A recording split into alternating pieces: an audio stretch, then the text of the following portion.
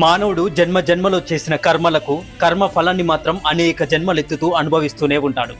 మళ్ళీ జన్మ ఎత్తినా ఈ జన్మలో కూడా పాపాలు పుణ్యాలు చేస్తూ ఉంటాడు. మళ్ళీ వీటి కోసం ఎత్తవలసిన జన్మల సంఖ్య పెంచుకుంటూ పోతాడు.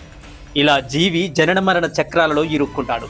చేసిన పాపపుణ్యాల ఫలితాలను కాసేపు దుఃఖ రూపంలోనూ మరి కాసేపు సుఖరూపంలో అనుభవిస్తూ ఈ సంసారం అనే సాగరంలో ఈదుతూ ఒడ్డుకు చేరుకోలేక మునిగిపోతూ ఉంటాడు. దాచిపెట్టిన ధనము పరులపాలు, అందమైన దేహం అగ్నిపాలు, అస్థికలన్నీ గంగపాలు, మనం చేసిన దాన ధర్మాల పుణ్యఫలం మాత్రమే మన పాలు. ఇది తెలుసుకొని అందరూ బ్రతకగలిగితే ప్రపంచమంతా శాంతి పాలవుతుంది. అన్నింటినీ తట్టుకోవడమే కాదు, కొన్ని వ్యామోహాల నుంచి తప్పుకోవడం నేర్చుకున్నప్పుడే మన జీవితం చాలా సంతోషంగా ఉంటుంది. ఒక పుష్పాన్ని ప్రేమిస్తే దానిని చెట్టు నుంచి త్రుంచకూడదు. దానిని త్రుంచితే అది వాడిపోతుంది. ఆ పుష్పంపై మనకున్న ప్రేమ వ్యర్థమైపోతుంది. దాని అందాన్ని ఆస్వాదించాలంటే అది ఆ చెట్టు